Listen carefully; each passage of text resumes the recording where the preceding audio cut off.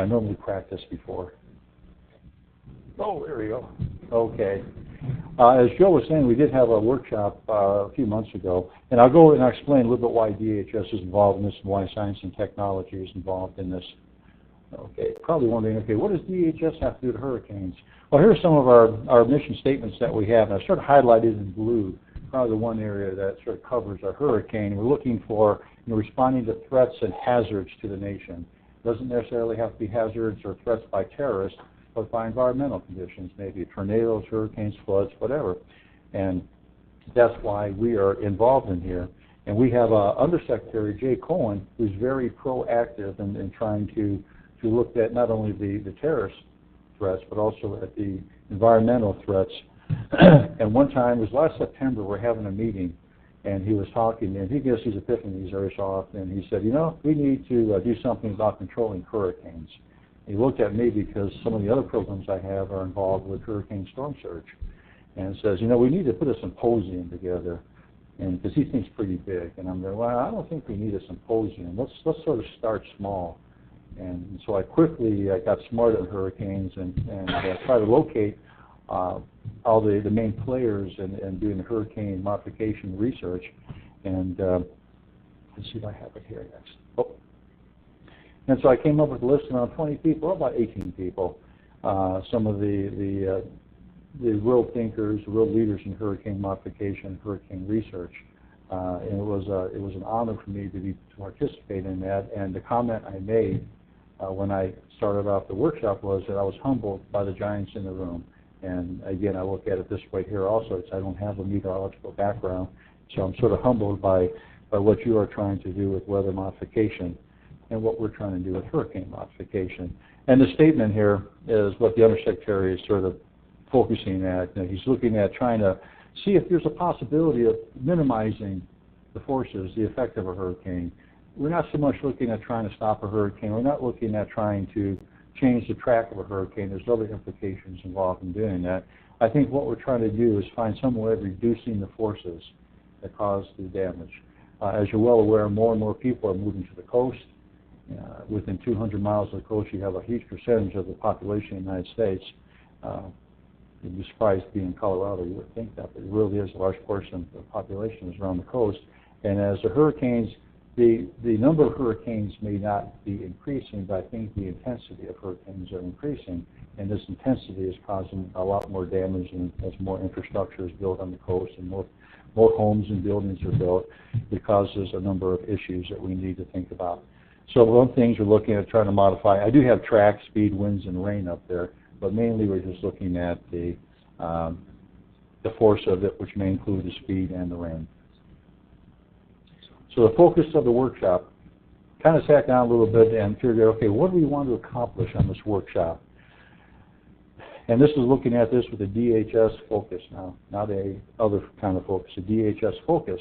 So one of the things we want to do is to see if there's any other hurricane theories out there to mitigate hurricanes, anything out there that we may want to pursue further to do additional research. The second thing is to have a better understanding of the hurricane physical processes. The one thing I found out is that even though we've been looking at hurricanes for many years, I don't think we have the depth of knowledge of what really starts these things and what controls them in enough detail to really come up with a solution that's going to be viable and that's going to work.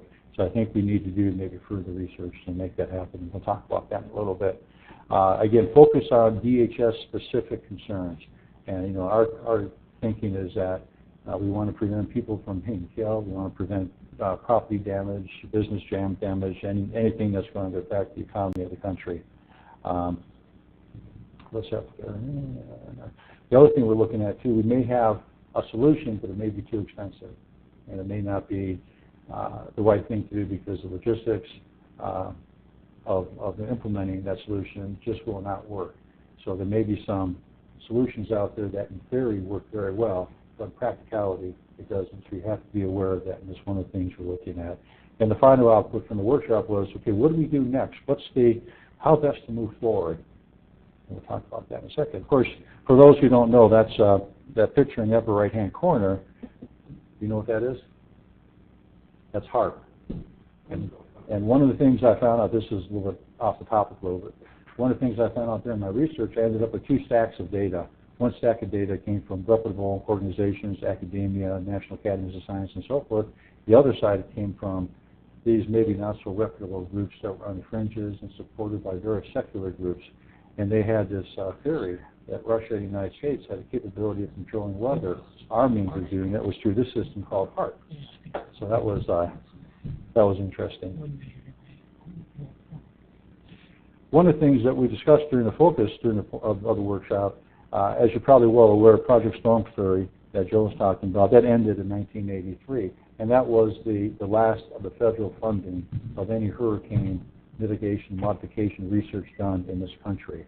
The other 2 projects happened before Storm Fury, but the basic output of all 3 of these programs was that there really wasn't enough information or data to justify going any further with it. Now that political considerations were at hand, and which brings in a lot of other things. At the workshop itself, this is a list of all the participants. I know it's kind of small, but I do have a copy of the report that we put together. It was only a day-and-a-half workshop. This was done pretty much on the cheap, so we did the best we could on putting this report together, and these names are in the report. But here's a list of all the masters in the field that were there. Again, you probably recognize most of those names, just giants in the field. It was a pleasure working with them. And to make this even more interesting, here's a picture of them. Of course, this, you probably think is the high school picture. It's not. This is just the group that was there. Looks like my 60th anniversary picture that I went to last Saturday. No, 60th high school reunion. No, I'm no, excuse me. And this was sort of the agenda that we had. Again, it's inside the report that I have there, so I don't want to go into detail. But here's some of the topics that we covered, and those are some of the people who presented at the workshop itself. And I'll wait till I see your lips stop moving. I'll move to the next one. Okay, and there's the rest. It was only a day and a half.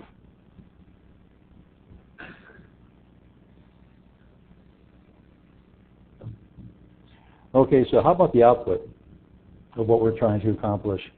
Well, I think what we decided to do was, I think everyone agreed or concurred that the next thing to do was we needed to figure out what research needed to be done. We needed some more research. So what research do we need to do? If we happen to find something that seems is very possible and plausible, then we can probably try and invest some additional funding and maybe take it to the next step. I think for this first step is we're going to try to do some basic research. I'm sure you're thinking the next question, when are we going to do this? Well, we're negotiating some funding from DHS to start this year. If we can start this year, then that's pretty good. If not this year, then next year in 2009. So that's a good sign. What I'm still thinking is how best to approach this is that last paragraph. I'm still kind of kicking that around on what we should do. There's a lot of interest in this from a lot of different areas, not only the country but the world. And I'm trying to get the best people to put together the best research.